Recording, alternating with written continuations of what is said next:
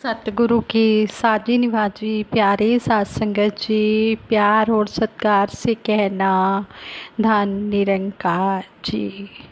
साध संगत जी, संपूर्ण अवतार बानी में शहंशाह बाबा अवतार सिंह जी महाराज शब्द नंबर 28 के द्वारा हमें समझाते हैं, सबर सिदक दा चोला होवे, तेरा एक सहारा रहे, साधु रह के दुनिया अंदर, वांग कमल दे न्यारा रहे, तेरे अंदर खावे पीवे, तेरे अंदर डेरा रहे, गंगा वांगू निर्मल होवे, ना तेरा ना मेरा रहे, ना हिंदू ना मुस्लिम जाने, भेद न सिख ईसाई दा, उच्चा होके नीवा समझे, मान नहीं दा नाई दा, सबर शांति ते समदृष्टि, संत जना दा गहना है, संत जना दा वड्डा जीवर, भाणे अंदर रहना है।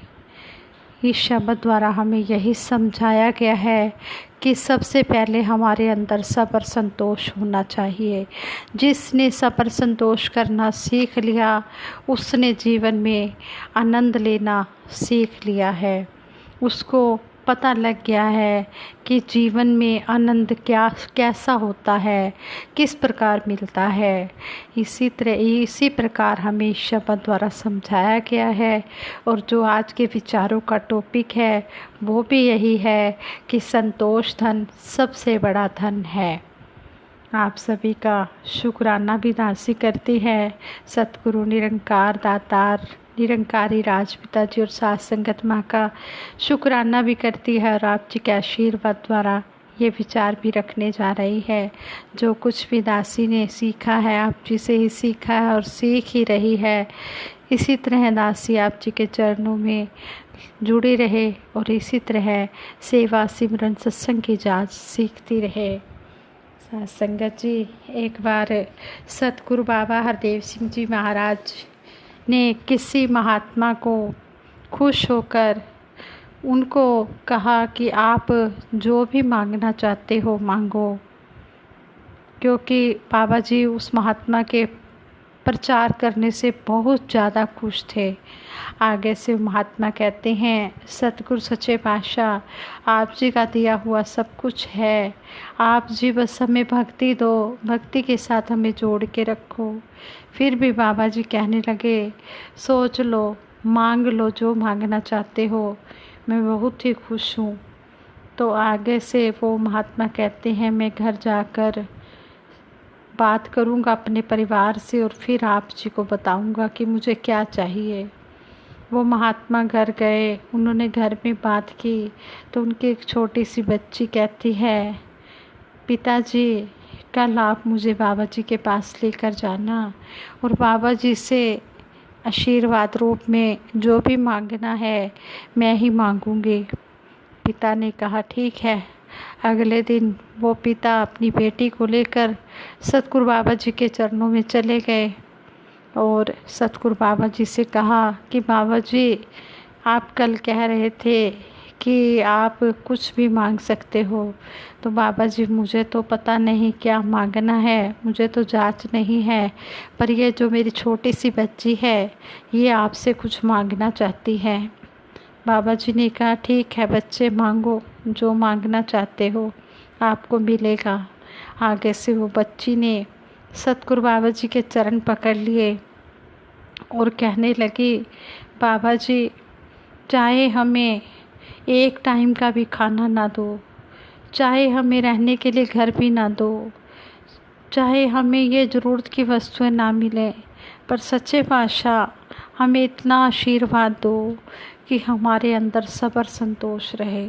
जो भी आप जी हमें दो हम उसी में संतुष्ट रहें, बस हमें संतोष रूपी धन चाहिए। बाबा जी उस बच्ची के ऐसे विचारों से बहुत खुश हुए और उस बच्ची को गले से लगा लिया और कहने लगे, बेटा जब तूने ये सब्र सिदक संतोष का धन मांगा है तो तूने सब कुछ ही मांग लिया। तो जो सब्र सिदक रखते हैं, संतोष रूपी धन जिनके पास होते हैं उनके पास सारी खुशियाँ आ जाती हैं। कहते हैं अशुभ धन बाजी धन और रतन धन खान, जब आवे संतोष धन सब धन दूरी समान। कहते हैं चाहे किसी के पास घोड़ों रूपी धन हो, हाथियों रूपी धन हो, हीरे मोती जवाहरात रूपी धन हो, लेकिन जब संतोष रूपी धन आ जाता है तो ये सारा धन धूल के समान नजर आने लग जाता है। इस धन की कोई कीमत नहीं रह जाती, इसलिए संतोष धन सबसे बड़ा धन है। ऐसे ही एक संत अपना आश्रम बनाना चाहते थे। इसके लिए वह लोगों से मुलाकात करते थे। उन्हें यात्रा के लिए एक से दूसरी जगह जाना पड़ता था। इसी दौरान उनकी मुलाकात एक विदुषी कन्या से हुई। विदुषी कन्या ने संत से उसकी कुटिया में रुककर विश्राम करने की याचना की। संत ने उस कन्या का आग्रह स्वीकार कर लिया। विदुषी कन्या ने संत को भोजन कराया और विश्राम के लिए चारपाई पर दरी बिछा दी और खुद जमीन पर टाट बिछाकर सो गई। विदुषी कन्या को सोते ही नींद आ गई। उधर संत को चारपाई पर नींद नहीं आ रही थी, क्योंकि उन्हें मुलायम गद्दे पर सोने की आदत थी जो उन्हें दान में मिला था। वह रात भर चैन की नींद सो न सके और विदुषी कन्या के बारे में ही सोचते रहे। अगले दिन सवेरा होते ही संत ने विदुषी कन्या से पूछा कि तुम कैसे इस कठोर जमीन पर चैन की नींद सो रही थी।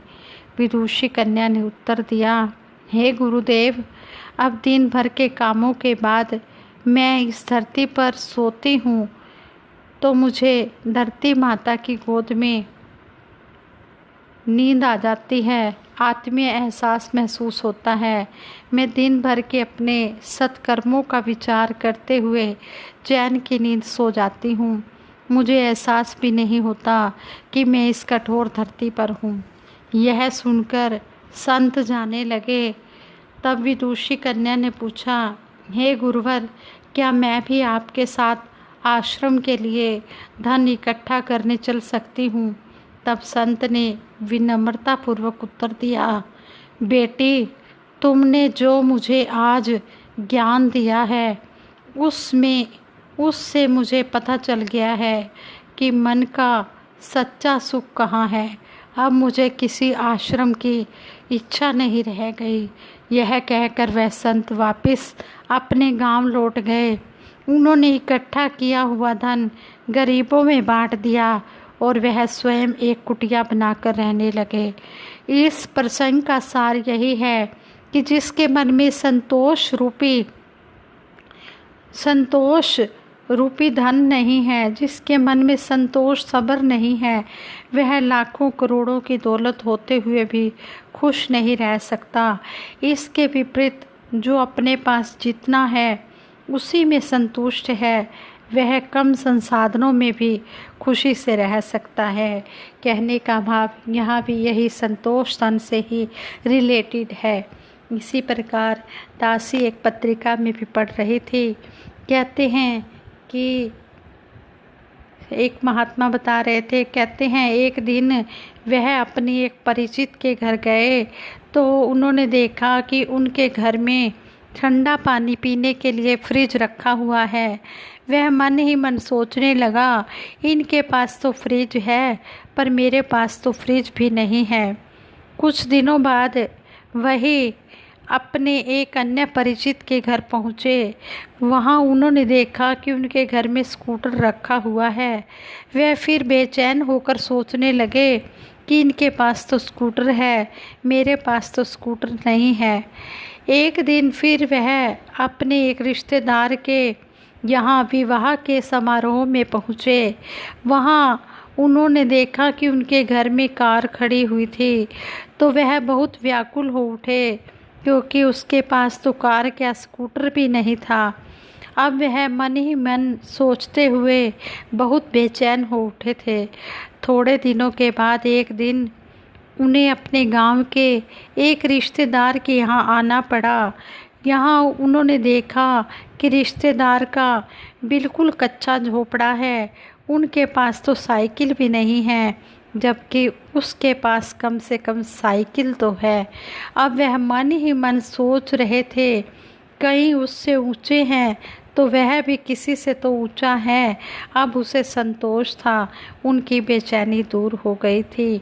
आज संगत जी, कहने का भाव यही है कि जिसके मन में संतोष रूपी धन होता है, जिसके मन में संतोष रूपी धन होता है, वही सच्चा शहंशाह है, वही सच्चा अमीर कहलाने, वही सच्चा धनी है। इसलिए कहते हैं कि सबर सिदक दा चोला होवे तेरा एक सहारा रहे, साधु रह के दुनिया अंदर वांग कमल दे न्यारा रहे।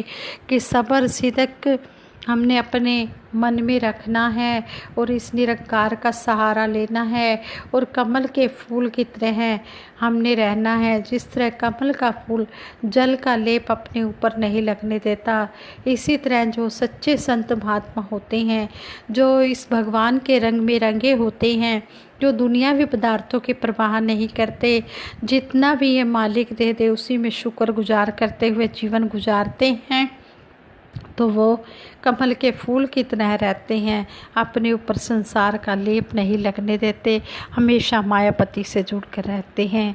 ये जो विचार हम सुनते हैं, पढ़ते हैं, इनको हमने अपने जीवन में कर्म रूप में इम्प्लीमेंट करते हुए हमने दिखाना है कि हम बोलों से नहीं, कर्मों से हम अपने मिशन का प्रचार कर रहे हैं। फिर जब हम अपने कर्मों द्वारा प्रचार करते हैं तो फिर हमारे मिशन का प्रचार बिना बोले ही हो जाता है। तो इस तरह हमने अपने सतगुरु की हर एक शिक्षा को अपनाते हुए खुद भी हमने इनसे प्रेरणा लेनी है और औरों को भी प्रेरणा देकर इस मिशन के साथ जोड़ना है। संगत जी, ये विचार करते हुए दासी से बहुत सी गलतियाँ हुई होंगी, उन गलतियों के लिए दासी क्षमा प्रार्थी है और सबके भले की कामना करते हुए दासी सिमरन कराएगी। सभी ने मिलकर सिमरन में साथ देना है। तू ही निरंकार, मैं तेरी शरण हाँ, मैनू बख्श लो। तू ही निरंकार, मैं तेरी शरण हाँ, मैनू बख्श लो। तू ही निरंकार, मैं तेरी शरण हाँ, मैनू बख्श लो। बोलिए सतगुरु माता सुदीक्षा सविंदर हरदेव जी महाराज की जय। निरंकारी राजमाता गुरु वचन अवतार की जय। साथ संगत जी, प्यार से कहना धन निरंकार जी।